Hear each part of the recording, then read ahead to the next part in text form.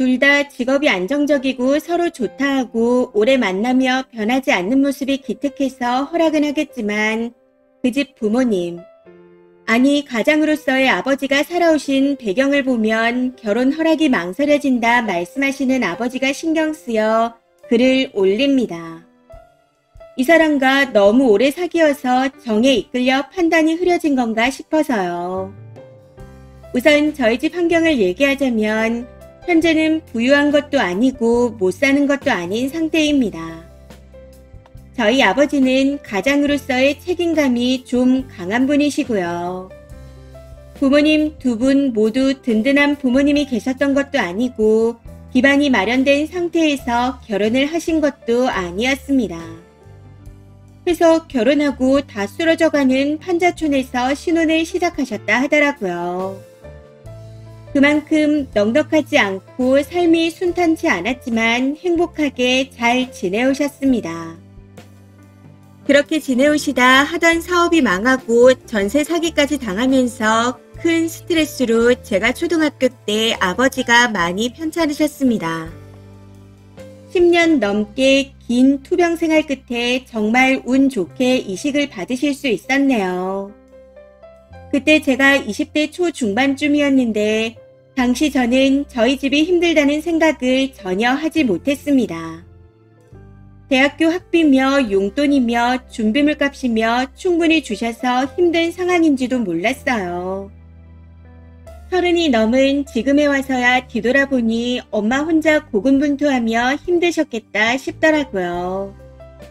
이식 수술비도 언제 받을지 모르기에 엄마가 미리 차곡차곡 모아놓으셨고 이식 연락을 받았을 때 수술비가 비싸다고 망설이는 아버지한테 돈은 신경 쓰지 말라고다 하셨습니다.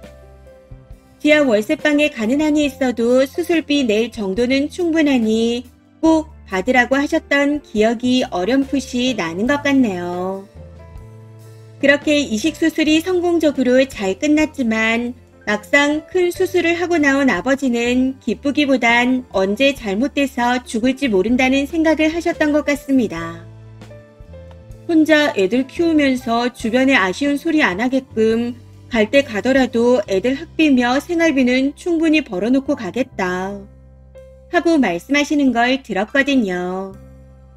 그러고는 회복기간도 제대로 거치지 않은 채 나가셔서 다시 밑바닥부터 시작하셨습니다. 그렇게 19년이 지난 지금 수도권 전세로 이사온 아파트를 자가로 만드셨고 본인 이름으로 땅도 사셔서 작은 상가도 지어 세입자들에게 월세도 받고 계십니다. 하던 개인 사업도 확장돼서 60이 넘은 지금도 여전히 현역에서 인정받고 활발하게 활동을 하고 계세요. 이제는 주변 분들에게 정말 고생했다, 대단하다 인정을 받고 계십니다. 그만큼 정말 성실하게 살아오신 분이시죠. 그래서인지 상대방 아버지에 대해 이해를 못하고 계십니다. 상대방 아버지도 저희 아버지와 마찬가지로 과거에 사업을 하다 망하면서 살고 있던 아파트까지 다 넘겼다 들었습니다. 그러고는 근처 빌라 월세에서 사셨는데 20년이 지난 현재까지도 그 자리에서 일어서지 못하고 계시네요. 저희 아버지는 이 부분에 대해 이해를 못하겠다 하십니다. 아니, 아예 이해 자체를 안 하려고 하세요. 가장이라면 가족들을 생각해서 어떻게든 다시 일어나야 하는 거라며 젊은 시절 사업해서 안 망해본 남자가 누가 있냐 하십니다.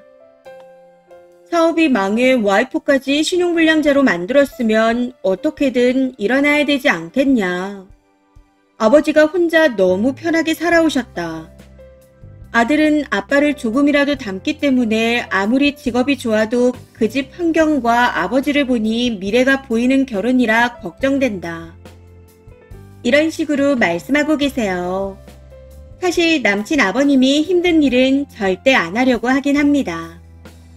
코로나 때 어머님은 꾸준히 일을 하셨지만 아버님은 일자리를 잃고 난 후 그냥 집에서 쉬셨습니다. 생활비가 빠듯한데도 막노동조차 안 하시더라고요. 당시 남친이 아버지 일자리가 없다며 걱정하기에 과거 물불 안 가리고 일하셨던 저희 아버지가 생각나기도 하고 가끔 아버지 회사에 일하러 오시는 분들 일당 급여도 잘 알기에 괜찮겠다 생각했습니다.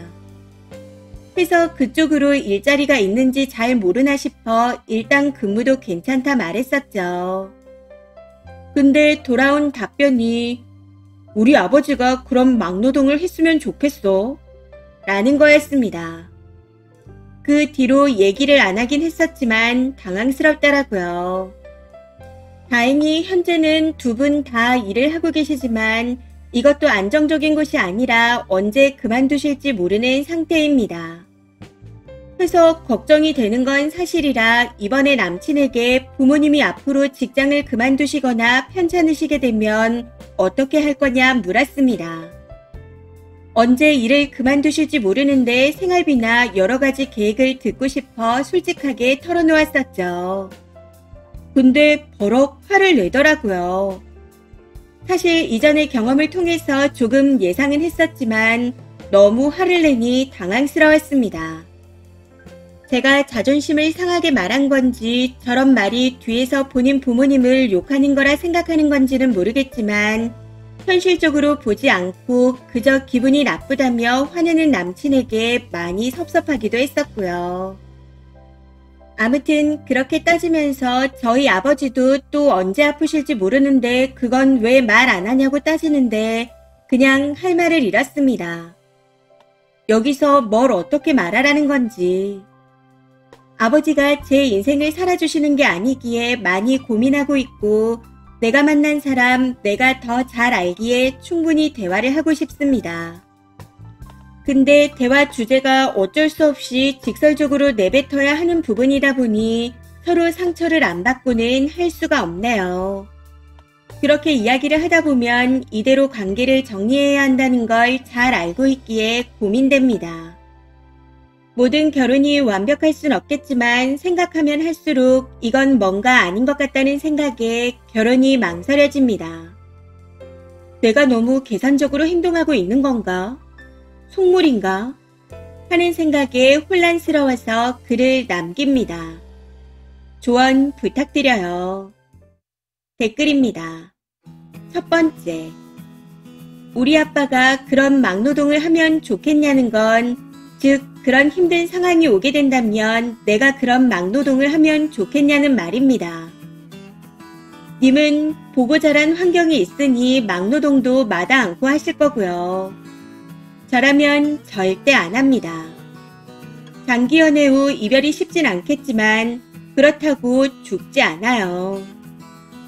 두 번째, 남자는 집에서 놀고 여자가 집안을 먹여 살린 집구석의 남자하고는 절대 엮이지 마세요. 반대로 저런 집의 여자라면 괜찮지만 남자는 아닙니다. 다만 남자가 그런 아버지를 혐오하고 있다면 쬐끔 다시 봐줄 수는 있지만 오히려 감싸고 돈다면 끝인 겁니다. 생각해볼 것도 없어요. 현재 삶이 너무 지루하고 심심해서 하드코어로 살고 싶다면 말리진 않겠지만요. 세 번째, 시아버지가 저런 성향이라면 나중에는 님 월급으로 생활비하고 남편 월급으론 아버님 생활비와 월세, 용돈에 병원비까지 대야겠는데요. 맞벌이처럼 일하고 외벌이처럼 살기 당첨입니다. 네 번째, 그냥 부모님들 생각보다는 쓰니와 남친의 기본적인 가치관 자체가 달라요. 쓰니는 사정이 안 좋으면 찬밥 더운 밥 안 가리고 무슨 일이든 뛰쳐 들어가 할 수 있다는 가치관이고, 남친은 어느 정도 자신이 납득할 수 있는 수준의 일이 아니라면 차라리 백수로 놀고 먹는 게 낫다는 생각입니다. 그 이하의 일을 하라고 하는 건 모욕이다 라는 가치관이잖아요. 결혼을 한다면 언젠가는 부딪히게 될 겁니다. 다섯 번째, 이런 소린 좀 그렇긴 하지만 저는 쓰니 같은 분이 지옥을 맛보길 바랍니다. 그래야 세상이 공평하죠. 부모 덕으로 고생 모르고 거의 30년을 잘 살았잖아요. 그러니 님도 이제부터 30년 동안 쓰디쓴 개고생을 해봐야 합니다. 세상살이 인간이 그리 만만치가 않다는 걸 몸소 배우시길.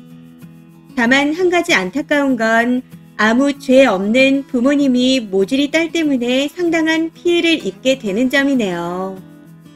저 남자랑 결혼할 때 쓰니 부모님이 10원도 지원 안 해줬으면 좋겠어요. 이번 사연은 여기까지입니다. 시청해주셔서 감사합니다.